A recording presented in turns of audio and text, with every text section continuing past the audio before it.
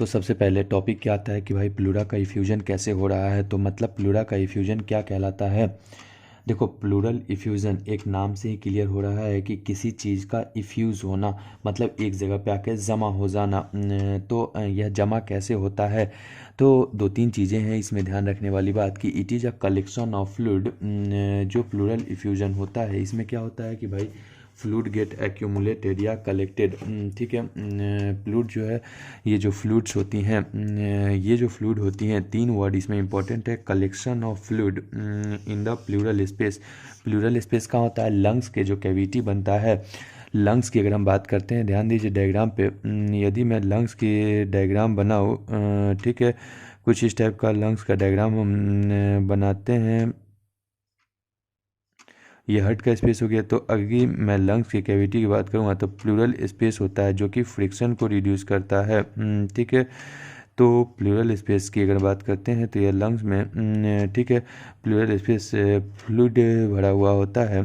Pleural fluid कहलाता है। यही प्लूरल फ्लूइड यदि अमाउंट में इंक्रीज कर जाए, चाहे वो ट्रांसड्यूटेटिव टाइप का फ्लूइड हो या एक्सुडेट टाइप का फ्लूइड हो, तो उसी को हम बोल देते हैं प्लूरल इफ्यूज़न। उसके बाद एक वर्ड आता है प्लूरल इफ्यूजन, जब हम स्टडी करते हैं तो that is called as the hydrothorax. Hydrothorax क्या होता है। हाइड्रोथोरेक्स जो होता है इसमें क्या होता है, जो पैसिव ट्रांसड्यूशन मतलब विदाउट एनी एनर्जी ट्रांसड्यूएशन हो गया है फ्लूइड का, कहाँ पर, तो प्लूरल स्पेस में। तो कहाँ पे, कभी भी कोई डिफिनीशन लिखो तो लिखो कि क्या है, कहाँ है, कैसे है। तो बोला गया कि यह एक पैसिव ट्रांसड्यूएशन है। मतलब क्या है, कंप्लीट हो गया। कहाँ, किस चीज़ का है, तो फ्लूइड है। कहाँ पर है, प्लूरल स्पेस में है। तो ये क्लियर हो गया कि भाई कोई पैसिव ट्रांसड्यूएशन ऑफ फ्लूइड है इनटू द प्लूरल स्पेस, तो हम उसको बोल देते हैं हाइड्रोथोरैक्स। उसके बाद प्लूरल इफ्यूजन जो होता है यह एक साइड के लंग्स में हो सकता है, ठीक है, या दोनों साइड के लंग्स में हो सकता है। बाईलेटरल हो सकता है, दे कैन बी बाईलेटरल और यूनिलेटरल। तो ये हमारा क्लियर होता है कि भाई ये बाईलेटरल भी हो सकते हैं और यूनिलेटरल भी हो सकते हैं। अब बात करता हूँ डेट इज़ कि जो प्लूरल इफ्यूज़न होते हैं क्लिनिकली, ये जो कंडीशन होते हैं दे आर एसोसिएटेड। ये जो क्लिनिकल कंडीशन होता है ये जनरली एसोसिएटेड होते हैं विथ, ये जो जनरली होते हैं एसोसिएटेड विथ द, ये जो क्लिनिकल कंडीशन होता है, ठीक है, ये जो क्लिनिकल कंडीशन होता है, तो जनरली ये जो क्लिनिकल कंडीशन है ये एसोसिएटेड है विथ द, किसके साथ, तो ये एसोसिएटेड होते हैं पैनक्रिएटाइटिस के साथ में। मतलब होता क्या है कि inflammatory lesion below the diaphragm, ठीक है, जैसे कि पैनक्रिएटाइटिस, सब नेफ्रेटिक एब्सेस, उसके बाद एमोबैटिक लीवर एब्सेस, कोई एमोबैक्टिसेंट्री वगैरह का बात करते हैं तो उसमें किसी तरीके के इन्फेक्शन में, किसी तरीके के इन्फ्लामेशन में, उसके अलावा कंजेस्टिव हार्ट फेलियर में, उसके बाद पल्मोनरी इन्फाक्शन में, सिरोसिस ऑफ लीवर में, नेफ्रोटिक सिंड्रोम में, रिमेटॉइड आर्थराइटिस में, निमोनिया में, पल्मोनरी ट्यूबरक्लोसिस में। जितना ज़्यादा से ज़्यादा याद हो सके तो क्लिनिकल कंडीशन, जितने भी क्लिनिकल कंडीशन होता है, पल्मोनरी इन्फेक्शन, मैलिग्नेंसी भी, समटाइम्स लीवर का मैलिग्नेंसी हो जाता है तो उस केस में भी हमें देखने को मिलता है that is malignancy of liver. ये भी एक इम्पोर्टेंट थिंग है कि भाई मैलिग्नेंसी ऑफ लीवर भी इम्पोर्टेंट होता है कि यह थ्रोम्बोइम्बोलिज्म वगैरह के केस में हो जाता है ऐसा। अब बात करते हैं पैथोजेनेसिस। कोई भी कंडीशन होता है तो उसका एक पैथोजेनेसिस होता है। देखो, पैथोजेनेसिस की अगर हम बात करते हैं तो पैथोजेनेसिस जो प्लूरल इफ्यूजन है, कभी भी प्लूरल इफ्यूजन की अगर मैं बात करता हूँ तो 5 पैथोलॉजिकल प्रोसेस जो हैं वो मिले हुए होते हैं आपस में, तब जाकर के प्लूरल इफ्यूजन कॉज करते हैं। ये पांचों कंडीशन कौन कौन से हो सकते हैं। तो सबसे पहला जो कंडीशन है डेट इज, सबसे पहला हमारा कंडीशन होता है जिसमें कि हम बात करते हैं, इसमें इंक्रीज हो जाता है प्रोडक्शन। किस चीज़ का प्रोडक्शन इंक्रीज होता है, तो फ्लूइड का। सिंपल सी बात है, प्लूरल इफ्यूजन तो फ्लूइड का ही कलेक्शन है ना, तो सिंपल सी बात है इसमें प्रोडक्शन ऑफ फ्लूइड इंक्रीज हो गया। क्यों, क्योंकि किसी भी तरीके का इन्फेक्शन हो चुका होगा, किसी भी तरीके का इन्फ्लामेशन हो चुका होगा by the inflammation, by the infection, ठीक है। इंक्रीज प्रोडक्शन, ये वर्ड इंपॉर्टेंट है, इंक्रीज प्रोडक्शन फ्लूइड का by infection and by inflammation. उसके बाद दूसरा, प्लूरल कैविटी में फ्लूइड का एब्जॉर्प्शन भी होता है। अब क्या होगा कि भाई अब प्रोडक्शन इंक्रीज कर गया और डिक्रीज कर गया एब्जॉर्प्शन। कहीं भी फैक्ट्री में माल बन गया ज़्यादा और उसका मार्केट में सप्लाई हो गया कम। मार्केट में सप्लाई अगर कम हो जाता है तो डिमांड कम हो गया, प्रोडक्शन ज़्यादा हो गया, मतलब उस जगह पे एक्यूमुलेशन हो जाएगा सब्सटेंस का। तो वही चीज़ यहाँ भी यहाँ पे क्या हो गया, डेट इज डिक्रीज हो गया एब्जॉर्प्शन ऑफ प्लूरा। उसके बाद हाइड्रोस्टैटिक प्रेशर। हाइड्रोस्टैटिक प्रेशर की अगर बात करते हैं हम लंग्स में डिस्कस किए हुए हैं कि एक हाइड्रोस्टैटिक प्रेशर ग्रेडियंट जनरेट होता है। जो हाइड्रोस्टैटिक प्रेशर ग्रेडियंट जनरेट होता है जिसमें CO2 वगैरह का केस आता है, ऑक्सीजन का केस आता है, एस कर्व वगैरह आपको याद आ रहा होगा जो कि फिजियोलॉजी फर्स्ट ईयर में हमने देखा है, उसमें हाइड्रोस्टैटिक प्रेशर इंक्रीज कर गया। अब हाइड्रोस्टैटिक प्रेशर कब कब इंक्रीज करता है, दो तीन केस हैं जिसमें कि जनरली हाइड्रोस्टैटिक प्रेशर इंक्रीज कर जाती हैं। तो वो होता है जैसे कंजस्टिव हार्ट फेलियर में, पल्मोनरी इन्फाक्शन के केस में, और कंस्ट्रक्टिव जो पेरिकार्डाइटिस, जो पेरिकार्डियल स्पेस होती हैं उसको कंस्ट्रिक्ट हो जाने से भी यह कंडीशन अराइज हो जाता है। इसके बाद अगर हम बात करते हैं तो हमने नेक्स्ट में देखना है, और उसी के साथ ऑन्कोटिक प्रेशर। कोई मैलिग्नेंसी जो है यदि मैलिग्नेंसी में कन्वर्ट हो रहा है तो ऑन्कोटिक प्रेशर भी डिक्रीज कर रहा है, जिसमें कि हम बात करते हैं डेट इज जिसमें हम बात करते हैं सिरोसिस ऑफ लीवर, हाइपोप्रोटीनेमिया, इन सब का कंडीशन आ जाएगा। उसके बाद फिर बात करते हैं that is the condition of increased capillary permeability. यदि कैपिलरीज का परमिएबिलिटी इंक्रीज कर गया फ्लूइड के लिए तो वहाँ फ्लूइड ज़्यादा से ज़्यादा अमाउंट में आ रहे हैं। उसके बाद कोई ब्लीडिंग हो गया है प्लूरल स्पेस में तो वहाँ फ्लूइड ज़्यादा हो जाएगा। जैसे कि कोई हेमोथेरेक्स हो गया है, ब्लीडिंग कब होगा, in the condition of hemothorax, heme का थोरेक्स में उसके बाद मैलिग्नेंसी के केस में। अब हम बात करते हैं डेट इज क्लिनिकल फीचर्स के बारे में।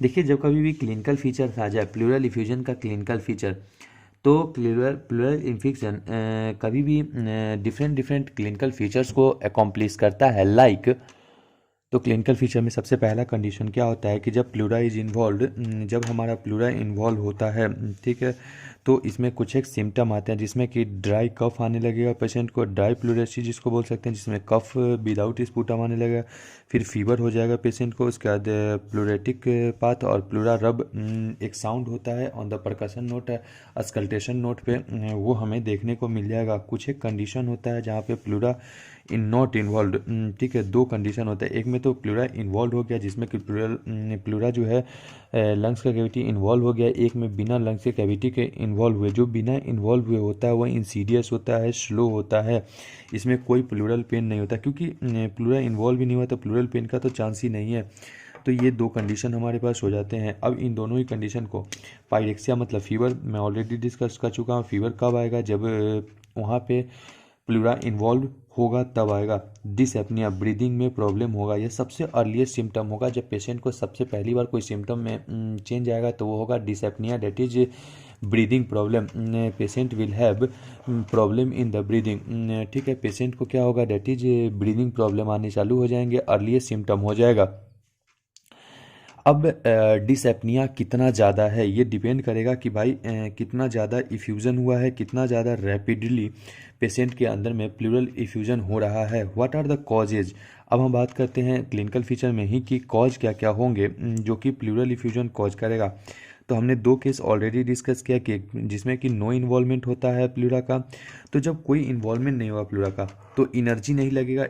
एक तरह से देखा जाए जब हमारा इन्वॉल्वमेंट नहीं हो, हमारे प्लूरा का इन्वॉल्वमेंट नहीं हो, मान लीजिए कि यह प्लूरा है, अब इसका इन्वॉल्वमेंट इन दोनों का है ही नहीं, तो ये तो नॉर्मल अपना पड़े रहेंगे, आसपास के एरिया में प्लूरल इफ्यूजन हो जाएगा। लेकिन जब इनका इन्वॉल्वमेंट हो जाएगा तो इसमें फ्रिक्शन जनरेट होगा। तो यही बात कहने की बातें चल रही है। ओके, अब मैं बात करता हूँ डेट इज जिसमें कि कोई प्लूरा का इन्वॉल्वमेंट नहीं हुआ है।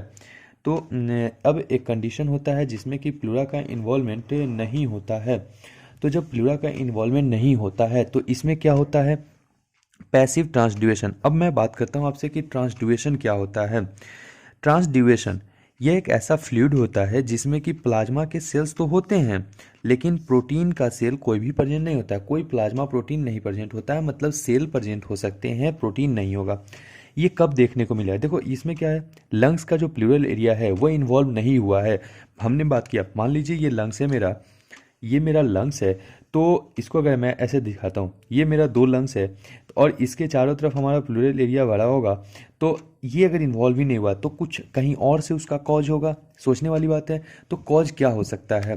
तो वो कॉज होगा that is congestive cardiac failure, constructive pericarditis, nephrotic syndrome, kidney वगैरह के इफेक्ट पड़ रहे हैं, liver cirrhosis, hypoproteinaemia, much more amount में प्रोटीन का ब्रेकडाउन हो रहा है due to the malabsorption. मतलब क्या कह रहा है कि भाई प्रोटीन की कमी हो गई है बॉडी में। अब देखो प्रोटीन की कमी, तो प्रोटीन कैसे आएगा एक्सुडेट में? तो क्लियर बात है कि जब प्रोटीन की कमी हो गई है तो उस टाइम हमने कंडीशन कौन कौन सा देखा, that is CHF, malabsorption of protein, और that is also called hypoproteinaemia. उसके बाद नेफ्रोटिक सिंड्रोम के केस में, उसके बाद हमने देखा डेट इज कंस्ट्रक्टिव पेरिकार्डाइटिस के केस में, और सिरोसिस ऑफ लीवर में। तो लीवर सिरोसिस के केस में भी फ्लूइड का अमाउंट इंक्रीज कर जाता है, तो हमें ये भी देखना होता है। अब हमने आपसे दो केस डिस्कस किया था, एक में तो हमने विदाउट इन्वॉल्वमेंट वाला डिस्कस कर लिया, तो दूसरा केस आप बोलेंगे कि सर दूसरा केस भी तो आप बताओ जिसमें कि प्लूरल इफ्यूजन में इन्वॉल्वमेंट होता है प्लूरा का। अब प्लूरा इन्वॉल्व है मतलब लंग्स की कैविटीज इन्वॉल्व हो गई हैं, अब क्या होगा? तो इसमें एक्सुडेट आएंगे। एक्सुडेट क्या होता है? एक्सुडेट जस्ट अपोजिट ट्रांसुडेट का होता है। इसमें क्या होता है, प्लाज्मा के सेल्स प्रेजेंट होते हैं, ठीक है। तो इसमें क्या होते हैं, लीडिंग टू एक्सुडेशन, जिसमें कि plasma cell, protein, solid material सब प्रेजेंट होता है। प्रोटीन, सॉलिड मटेरियल सब प्रेजेंट होता है, और यह काइलस इफ्यूजन बोलते हैं। काइलस क्यों बोलते हैं? इसमें सॉलिड मटेरियल है, काइलोन टाइप के पार्टिकल इन्वॉल्व है, तो सॉलिड मटेरियल इन्वॉल्व है। ऐसा कब होगा? एक कंडीशन होता है ट्यूबरक्लोसिस। आपको पता है कि ट्यूबरक्लोसिस जब किसी पेशेंट को होता है, थोड़ा बहुत पता है, बाकी मैं डिटेल में आपको बताऊंगा ट्यूबरक्लोसिस के लेक्चर में, कि जब ट्यूबरक्लोसिस होता है तो उस केस में होता क्या है कि लंग्स के कैविटी इन्वॉल्व होते हैं, गॉन्स फोकस तीनों तीन पार्ट में डिवाइड होता है, कॉम्प्लेक्स बनता है, तो हिलार लिम्फ नोड इन्वॉल्व होते हैं, तो उस टाइप का कुछ केस बन रहा है। तो ट्यूबरक्लोसिस में लंग्स इन्वॉल्व है। निमोनिया में भी लंग्स इन्वॉल्व है। एक कंडीशन होता है जब निमोनिया अगर पेशेंट को होता है, इससे इम्फाइसीमा भी होने का चांस होता है, जिसमें इम्फाइसीमा का मतलब होगा that is collection of fluid, ठीक है, फ्लूइड का कलेक्शन मतलब पस का कलेक्शन। उसके बाद मैलिग्नेंसी और मेटास्टेसिस, लिम्फोमा, लिम्फ नोड का इन्वॉल्वमेंट हो गया है, पैनिक क्रिएटाइटिस, सबफेनरिक एब्सेस जो लंग्स के अंदर भी प्रेजेंट होता है, उसको बोल देते हैं यूरेमिया, ये अलग का कॉज हो गया। Ovarian tumour that is Meigs syndrome, एक सिंड्रोम एसोसिएटेड होता है that is called as the Meigs syndrome, it is associated in the ovarian tumour, ये भी, एंड सिस्टेमिक ल्यूपस इरिथमेटस, ये सब जाकर के कहीं ना कहीं हमारे प्लूरा को इन्वॉल्व करते हैं, और यही रीज़न है कि ये प्लूरा को इन्वॉल्व करने वाले सारे के सारे आगे एक बार रिवाइज करते हैं कि कौन कौन से प्लूरा को इन्वॉल्व करते हैं। तो निमोनिया, ट्यूबरक्लोसिस, सब ल्यूपस इरिथमेटस, उसके बाद पेरिकार्डाइटिस, उसके बाद आपको याद करना है सबफेनरिक एब्सिस, उसके बाद यूरेमिया एंड ओवेरियन ट्यूमर। तो ये आपका याद हो जाएगा, डेट इज़ बहुत ही ईजी है। अब बात करते हैं साइन एंड सिम्टम। कोई पेशेंट अगर आपके पास आता है तो आप कैसे देख करके पहचानते हो कि उसको प्लूरल इफ्यूजन का यह केस है? प्लूरल इफ्यूजन का केस आएगा, सबसे पहले आप इंस्पेक्शन करेंगे। डायरेक्ट अगर कुछ भी लिखने से पहले पेशेंट का अगर कुछ भी आप लिख रहे हैं, एथिक्स कहता है कि आप पहले आप अपने minimum diagnosis and maximum inspection से आपको पता चल जाना चाहिए कि डिजीज कौन सा है। डायग्नोसिस तो कंफर्मेशन के लिए होना चाहिए, बट आपका इंस्पेक्शन ऐसा होना चाहिए कि उससे आपको डिजीज का पता चल जाए। तो इससे आप इंस्पेक्ट करेंगे सबसे पहले पेशेंट को। आपके पास पेशेंट आया कि सर जी हमें सांस लेने में दिक्कत आ रही है, चेस्ट में पेन हो रहा है, आप डायरेक्ट उसको हार्ट डिजीज नहीं लिख सकते हैं, बिल्कुल नहीं लिख सकते हैं आप हार्ट डिजीज। आप अंडरलाइंग डिफरेंशियल डायग्नोसिस में जा सकते हैं। हो सकता है उस पेशेंट के साथ कोई रिब प्रॉब्लम हो, उसका चेस्ट एक्सपेंशन दिक्कत कर रहा हो, कोई डायफ्राम में प्रॉब्लम हो। आप डायरेक्ट हार्ट डिजीज कैसे लिख सकते हैं? भाई चेस्ट पेन है मतलब हार्ट डिजीज है, बिल्कुल गलत। इसी तरीके से जाएंगे तो सबसे पहले इंस्पेक्शन करेंगे, तो चेस्ट को देखेंगे तो चेस्ट हमारा बाइलेटरली सिमेट्रिकल दिखेगा। चेस्ट का मूवमेंट करने को बोलेंगे पेशेंट को। जो चेस्ट का मूवमेंट करेगा पेशेंट तो रिस्ट्रिक्टेड चेस्ट मूवमेंट होगा। मान लीजिए ये चेस्ट है, अगर पेशेंट को हमने बोला कि भाई चेस्ट मूवमेंट कीजिए तो रिस्ट्रिक्टेड करेगा, एक लिमिटेड एरिया में ही वो चेस्ट मूवमेंट करके रुक जाएगा। तो ये हमें देखने को मिलेगा इंस्पेक्शन में। अब पैल्पेशन करेंगे। जब पैल्पेशन करते हैं तो इसमें हम ट्रैकिया को देखते हैं और मीडियास्टाइनम को देखते हैं। तो ये सब शिफ्ट किधर होंगी, एक साइड में। जैसे हम पुश करेंगे, मान लीजिए ये ट्रैकिया है, तो हम मान लीजिए ये ट्रैकिया है हमारा मैं पेन की मदद से समझा रहा हूँ आपको कि यह एक ट्रैकिया है, ठीक है। तो अगर हमने पुश किया तो ये एक साइड की तरफ शिफ्ट हो रहा है। क्यों? क्योंकि उधर प्लूरा का अमाउंट ज़्यादा है, इसलिए देख रहे हैं, एक तरफ की तरफ शिफ्ट हो रहा है। तो ये कंडीशन होता है, that is called as the trachea और मीडियास्टाइनम का पैल्पेशन करने पे हमें पता चलता है। एक्सपांसन ऑफ चेस्ट भी एक साइड में डिमिनिश्ड हो जाएगा, वही बात है। रेस्ट्रिक्टेड चेस्ट और वोकल फर्मेटस एब्सेंट हो गए, मतलब वोकल कॉर्ड्स का इन्वॉल्वमेंट भी कम से कम होगा, कम से कम वो साउंड निकाल पाएगा पेशेंट, और साउंड जो है विजिंग साउंड एक पेशेंट देने लगेगा।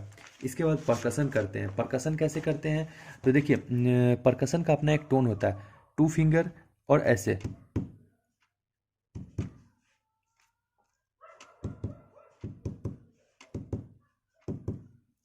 तो ये क्या है? शिफ्टिंग डलनेस परकशन नोट आएगा हमारे पास, that is called as the shifting dullness of percussion tone आएगा। चेस्ट पे रख के हम कर लेते हैं, और यह स्टोनी डल साउंड आएगा, शिफ्टिंग डलनेस। अब बात करेंगे auscultation. With the help of हमारे पास जो स्टेथोस्कोप होता है, उससे हम पेशेंट को देखेंगे, ब्रीद करने को बोलेंगे पेशेंट को, ब्रीदिंग साउंड एब्सेंट होगा, डिमिनिश्ड आएगा breathing sound over the area of pleural effusion, and occasionally एक चीज़ होता है, डेट इज कि ब्रीदिंग साउंड तो एब्सेंट हमारा आ गया। उसके बाद पेशेंट को बोलना पड़ेगा हमें ही, ये और कोई नहीं बोलेगा, हम बोलेंगे कि सर आपका ब्रीदिंग साउंड एब्सेंट आ रहा है। मतलब पेशेंट जब सांस लेगा, जैसे हम सांस लेते हैं तो एक साउंड आ रहा है, उसमें कोई साउंड ऐसा नहीं आएगा, क्योंकि उसका स्पेस भर चुका है पूरी तरीके से।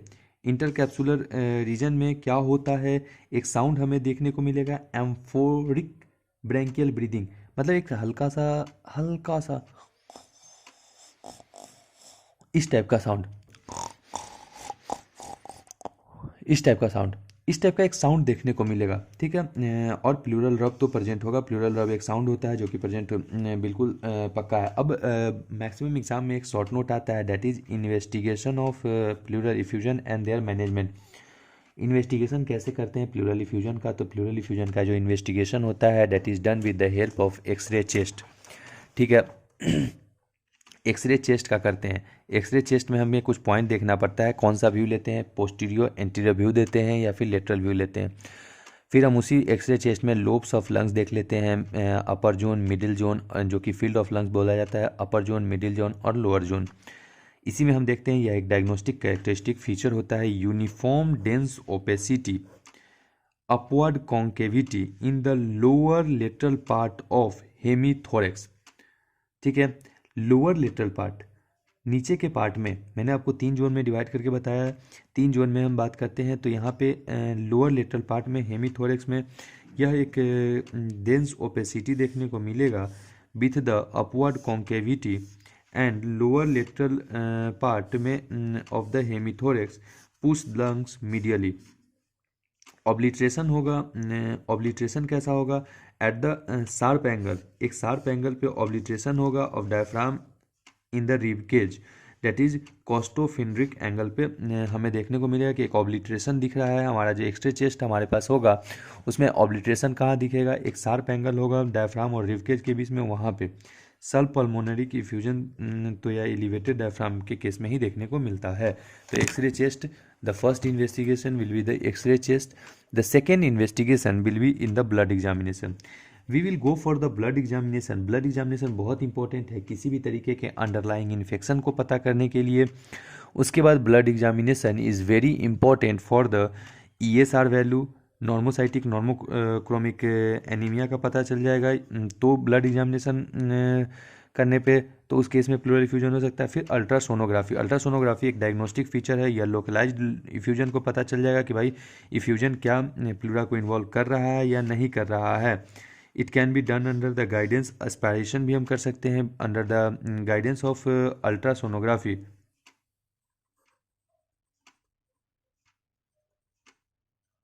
इसको अल्ट्रासाउंड के नाम से पेशेंट को बोल के भेजते हैं कि भाई अल्ट्रासाउंड करा के लेकर के आइए।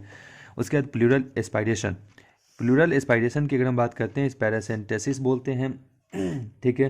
प्लूरल एस्पायरेशन या पैरासिंथेसिस की अगर हम बात करते हैं तो it is done for biochemical और बैक्टीरियल टेस्टिंग के लिए हम पता कर लेते हैं। फ्लूइड अपीयर होता है और जो फ्लूइड हम एस्पायर करके निकालेंगे, एस्पिरेशन करके निकालेंगे, तो वो स्ट्रॉ कलर का हो सकता है जो कि ट्यूबरक्लोसिस के पेशेंट इन्फेक्शन में देखने को मिलता है, मिल्की कलर का और हेमोरेजिक। ये सब डिस्कस करते हैं एक चार्ट के फॉर्म में, जो कि मैं डायरेक्ट बुक से ही लेता हूँ जनरली, तो वहाँ से डिस्कस कर लेंगे। उसके बाद प्लूरल बायोप्सी। प्लूरल बायोप्सी की अगर मैं बात करता हूँ तो प्लूरा का बायोप्सी हमें करना पड़ता है। प्लूरल बायोप्सी की अगर मैं बात करता हूँ तो प्लूरा का बायोप्सी, तो इसमें क्या पता चलता है कि ट्यूबरकुलिन टेस्ट हमारा क्या आएगा, पॉजिटिव आ सकता है, नेगेटिव आ सकता है। ये डिपेंड करता है कि किस चीज़ का इन्फेक्शन है। एग्जामिनेशन ऑफ स्पूटम, जैसे ही हमने स्पूटम का एग्जामिनेशन किया है तो हमें पता चलेगा कि बैक्टीरिया प्रेजेंट है या फिर नहीं है, प्रोडक्टिव स्पूटम है या नॉन प्रोडक्टिव स्पूटम है। फिर अदर टेस्ट भी हम कर लेते हैं, ब्रोंकोस्कोपी, थोरैकोस्कोपी और scalene lymph node biopsy. Sometime हमें लिम्फ नोड का बायोप्सी भी हम इससे कर लेते हैं। एक चीज़ और है कि भाई बार बार हमने पढ़ा है कि भाई प्लूरल इफ्यूजन लीवर सिरोसिस के पेशेंट में हो सकता है, इसलिए लीवर का भी अल्ट्रासोनोग्राफी बहुत इंपॉर्टेंट है। और ईसीजी, क्योंकि कार्डियक हार्ट फेलियर के पेशेंट में भी यह देखने को मिला है, इसलिए ईसीजी कराना भी हमारा धर्म बनता है, हमारा फ़र्ज बनता है, तब हम डायग्नोसिस पे आएंगे। अब इतना कुछ करने के बाद भी समटाइम्स होता क्या है कि एक डिफरेंशियल डायग्नोसिस हमें देना पड़ता है, किस चीज़ के लिए, डेट इज नॉन कैजिएटिंग ग्रैनुलोमा के लिए। क्योंकि यह जो ग्रैनुलोमा होता है इसमें चेस्ट पेन होता है पेशेंट को, उसके बाद पेशेंट जो है पायरेक्सिया देता है, मेलाइज देता है, उसका वेट लॉस होने लगता है। 90% केस में पॉजिटिव ट्यूबरकुलिन टेस्ट दे देता है या पैरासिंथेसिस ऑफ प्लूरल फ्लूइड देखने को मिलता है। जो सब कुछ देखने को कहाँ मिल रहा था, प्लूरल इफ्यूजन में। तो ये सब कुछ प्रीडोमिनेंट लिम्फोसाइटोसिस भी देखने को एसिड फास्ट बेसिलाई हमें कभी कभार देख जाते हैं।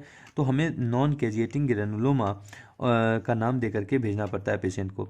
अब बात करते हैं हाइपर सेंसिटिविटी रिएक्शन वगैरह के बारे में, tuberculosis and it can be haemorrhage वगैरह, ये तो नॉर्मल है। अब ट्रीटमेंट की बात करते हैं। प्लूरल इफ्यूजन के पेशेंट आ गया, ट्रीटमेंट कैसे करेंगे। सबसे पहले एस्पिरेशन करेंगे, एस्पिरेशन करके अंडरलाइंग कॉज का पता करेंगे, चेस्ट एक्सरे वगैरह से अंडरलाइंग कॉज का पता चल जाएगा और एग्जैक्ट हम टेस्ट पे पहुंच जाएंगे। उसके बाद अगर टीबी की वजह से हुआ है तो इंटरट्यूबरकल ड्रग थेरेपी दे देंगे, चालू करेंगे और ट्रीटमेंट करेंगे अंडरलाइंग कॉज का, कि CHF है तो कार्डियक डिजीज, न्यूमोनिया का ट्रीटमेंट, टीबी का ट्रीटमेंट, एमोबोइक ट्रीटमेंट, हार्ट फेलियर का ट्रीटमेंट, और साथ में टेट्रासाइक्लिन और क्लोराक्विनिन हम चलाते रहते हैं पेशेंट के अंदर में।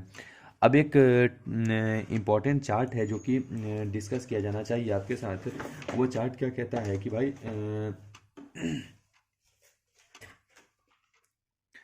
वो चार्ट क्या कहता है, डेट इज़ कि, तो मैं इसी चार्ट की बात कर रहा था आपसे कि मैं डिस्कस करूंगा। तो जब ट्यूबरक्लोसिस का पेशेंट आएगा आपके पास, जब आपके पास ट्यूबरक्लोसिस का पेशेंट आएगा तो आप क्या करेंगे। ट्यूबरक्लोसिस के पेशेंट में अगर प्लूरल इफ्यूजन है तो उसका जो बायोप्सी करके आएगा कलर ऑफ द एस्पायरेशन, जो एस्पिरेटेड फ्लूइड का कलर आएगा वो स्ट्रॉ कलर का होगा, मड्डी कलर का होगा, कॉव वेव स्टैंडिंग होगा, ठीक है। और ये जो नेचर होगा फ्लूइड का, क्योंकि ये प्लूरा को इन्वॉल्व कर रहा है तो एक्सुडेट नेचर होगा, लिम्फोसाइट्स प्रेजेंट होंगे, प्रीडोमिनेंट होंगे उस सेल में।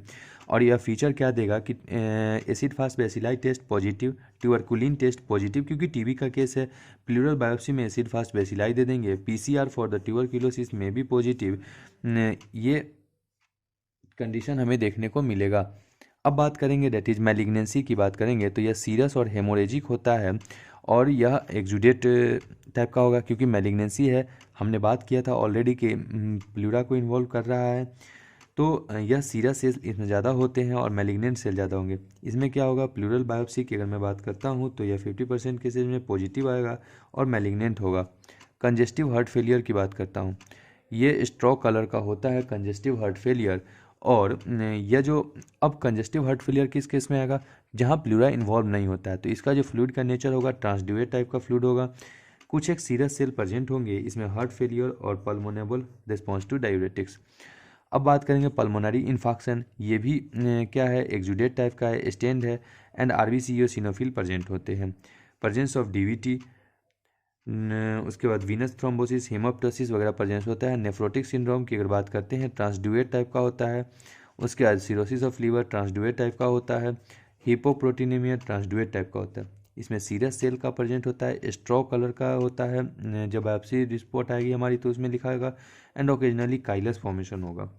जब कभी भी अदर फीचर्स की बात करेंगे नेफ्रोटिक सिंड्रोम में, इसमें oedema, puffiness of face, proteinuria, protein का मैसिव ब्रेकडाउन होगा, प्रोटीन का प्रेजेंस होगा यूरिन में, एसाइटिस एंड बहुत कॉमन होता है एसाइटिस। पास्ट हिस्ट्री में बात करते हैं, जब पेशेंट लिवर सिरोसिस का आएगा तो अल्कोहलिक होगा, हेपेटाइटिक पेशेंट होगा, हाइपरटेंशन का पेशेंट होगा, और रेडियोलॉजिकल डिसएडवांटेज स्प्लिनोमेगैली भी देखने को मिलता है कभी कभार।